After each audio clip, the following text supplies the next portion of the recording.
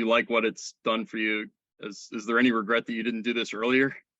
No, because we've had great years where we did it a little bit different. But I think it's important that you evolve, and as we go along, you gotta give different things. And I think when I added a new staff, which my other staff I thought was really good too, but it gave me different energy, and I wanted to take advantage of doing something different because I had new folks. With the other guy was more other coaches was more being consistent to what they had done and what they were really good at. Thanks, Kevin.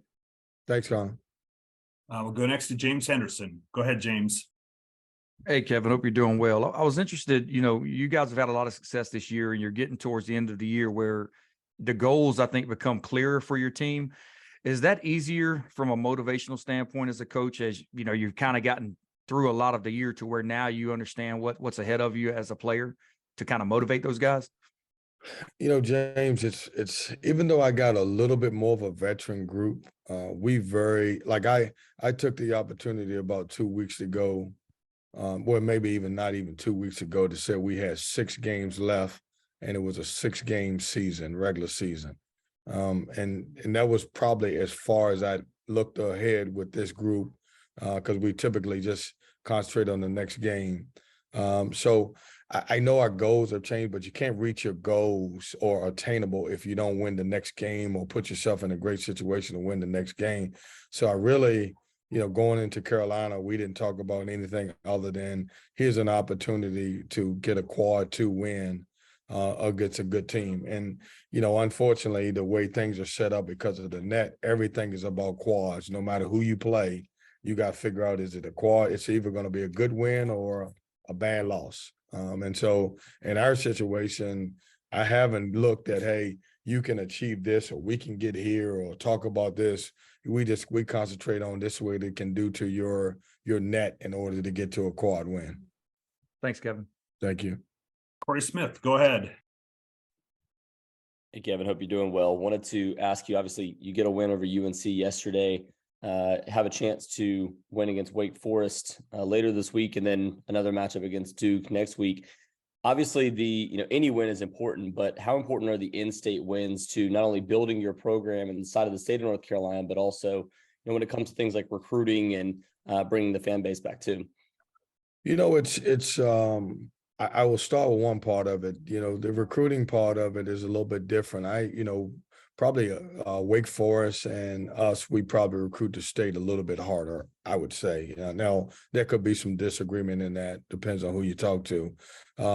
As far as our fans, and, obviously, I'm tickled for our fans because obviously they get have a chance to go to work today or tomorrow. Obviously, most of off today, and have a chance to have a little bragging rights. I'm happy for our kids.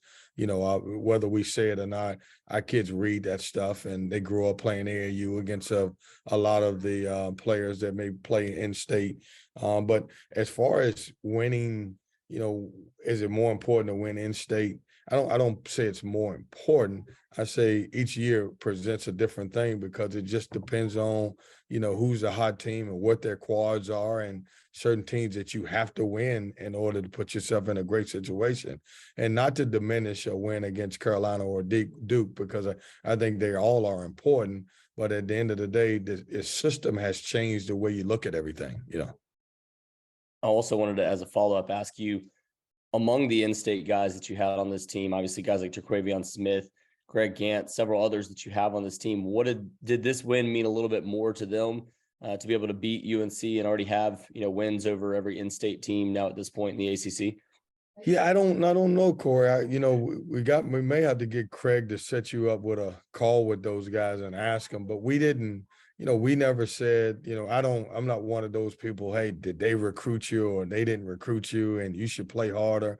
We believed in what we have on our roster, and we know we got some guys that are ready to go. So I couldn't make that a statement. I do know Levi told to Quavion, if he didn't win the game, he probably couldn't come back to Raleigh because he hadn't beat Carolina. So I think, maybe that was something, a little motivation piece for him. And he was completely joking with him. But I thought that was funny for him to say that to him. All right. Thank you so much, Kevin. I appreciate it. Luke DeCock, go ahead. Kevin, good morning. We're going to Greensboro for the ACC tournament this year, Washington next year. Beyond that, is there any place the tournament hasn't been or hasn't been in a while that you would like to see it go to? Any new sort of cities or places like that? That's a good question. Now, what about, and you tell me this because I don't know this. Have we been to Charlotte? Have we been back to Charlotte in a while? Not since 2019. Okay. I'm gonna make my pitch for Charlotte. I like I like, Greensboro because it's close to us and have no problem with DC. To be quite honest with you, Luke, I have no problem wherever you go.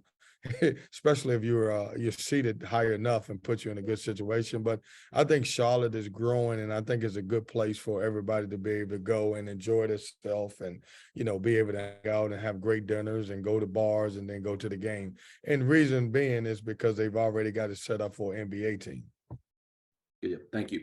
Yep. We'll go to Mike Barber.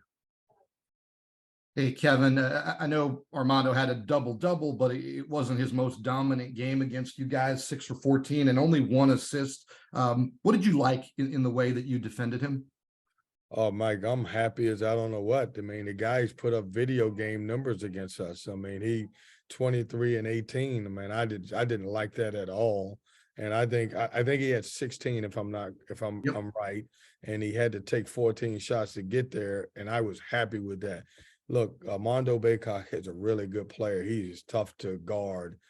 He puts a lot of pressure on your defense. Even the shots that he missed, he tend to get back and score.